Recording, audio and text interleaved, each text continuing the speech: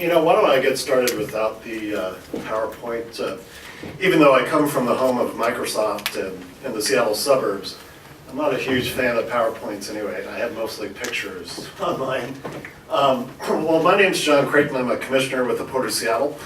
And I was asked here today to talk about our expansion plans at Sea-Tac Airport. What I thought I would do, though, was really focus on the why.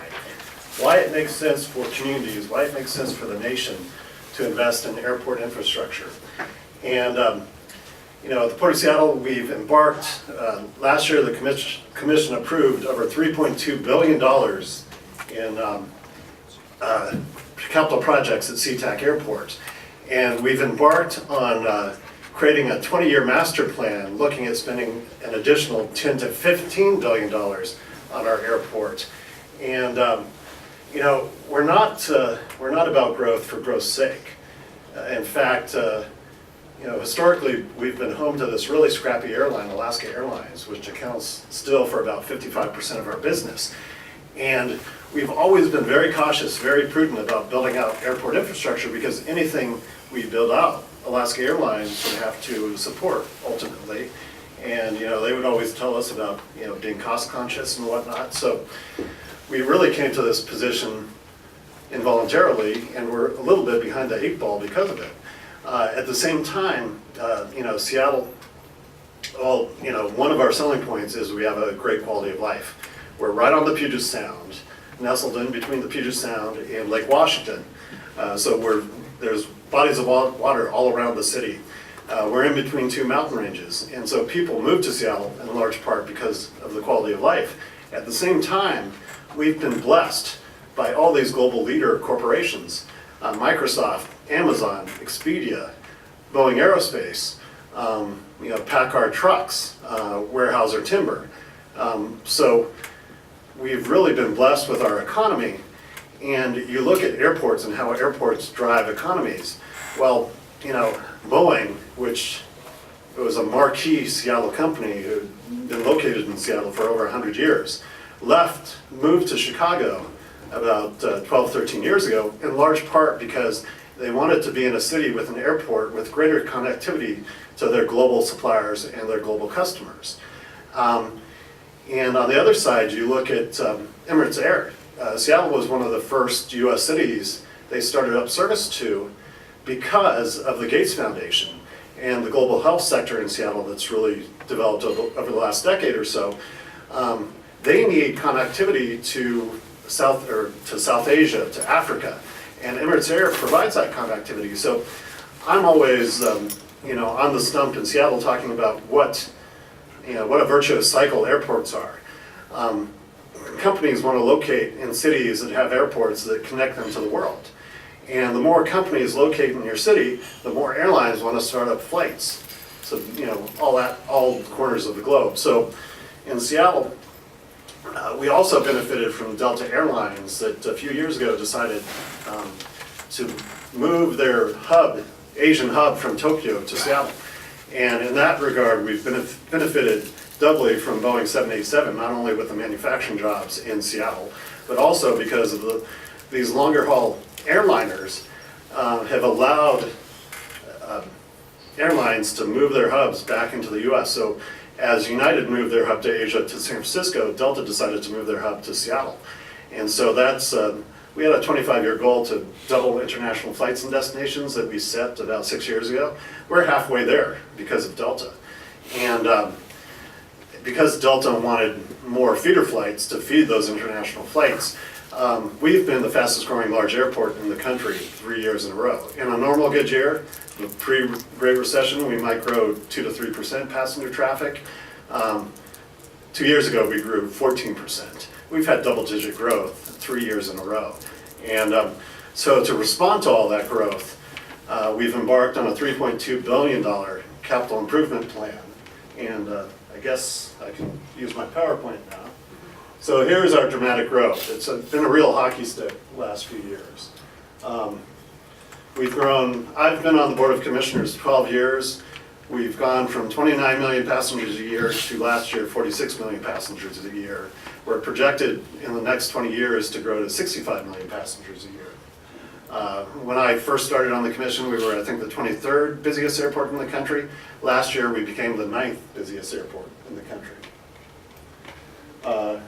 That's our footprint. As I mentioned, $3.2 billion in current capital projects, developing a sustainable aviation master plan that could involve up to $15 billion in capital projects. So our international arrivals facility, like I said, Delta has committed to Seattle as their West Coast hub to Asia. And I think that's not only good for Seattle, it's good for the US traveler, because as opposed to flying all the way to Asia and then having to connect after a 10, 12, 13-hour flight, when you're all tired and worn out, having to connect in Tokyo or Seoul or whatnot, you can take a direct 10-hour flight, non-stop flight from Seattle to Seoul to Tokyo to Beijing, Shanghai, wherever you want to go. But because of that, our international arrivals hall it's 40 years old, it's tired. It was built for a peak capacity of 1,200 passengers an hour. We now see at peak over 2,000 passengers an hour. Also, our North Satellite, which will become a dedicated satellite for Alaska Airlines. We started on this project, I don't know, 3 or 4 years ago. It started out as a renovation project because, again, this terminal was about 40 years old. It was tired, it needed a refresh. Alaska Airlines wanted to brand it for itself. And then we saw this tremendous growth in not only international but domestic traffic. And so this morphed into an expansion project where we're going to have 8 new gates in the North Satellite serving Alaska. Then we have a baggage optimization project, and I don't know if any of you folks have gone into the basement of a major airport, but it's crazy. If you go to Sea-Tac Airport, you see the original 1940 facility peeking out of the middle of the terminal, because our previous airport director described it as, when you do an airport project, you're basically doing open heart surgery on a marathon runner while he's running a marathon. I mean, you have to keep the facility open and operating efficiently while you're doing new construction. And so our pre-9/11 terminal facility, the basement, it's a 1-story basement. It has about 2 stories of baggage infrastructure crammed into a 1-story basement. And so we're embarked on a new baggage belt system that hopefully once it's done, you can put a bag in at any point in the system and it can go to any gate. And then I mentioned our problem with not enough gates and having to hard stand planes, basically have them on the tarmac and bus folks back and forth. Because of the urgency, we're building a separate hold room for those passengers that hopefully will tide us over. Well, actually, we're building it to tide us over until we get all the renovations done. But frankly, with all the growth, it will still be in use after the renovations are done.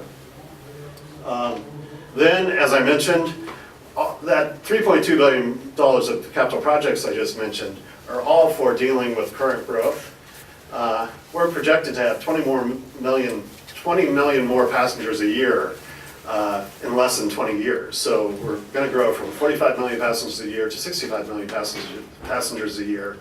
And to handle that growth, we're probably going to have to build a whole new terminal. We're going to have to do a lot of other improvements to the airport that equal out. My staff says it will probably be $10 billion, but when they do a calculation on the back of the envelope, maybe multiply that by, I don't know, 50%, 100%. So I say $15 billion. So putting this project aside though, what is the economic impact of airports? Well, we're a dual port authority. We also run a seaport, so I was really interested to hear the last panel, and hope really interested to talk to you afterwards about your new alliance with the Virginia Ports Authority.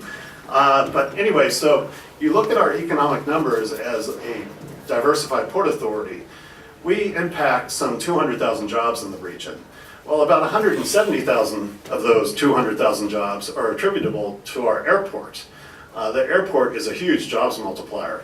I mean, not only there's 20,000 people who actually work at the airport, but in terms of regional economic impact, the airport is huge.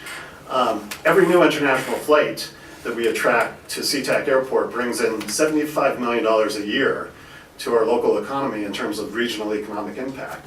So as I mentioned at the beginning, this virtuous economic cycle where the more we have big headquarters of corporations locating in the Puget Sound, the more air service we'll generate, and the more air service we generate, the more corporations want to locate in Seattle.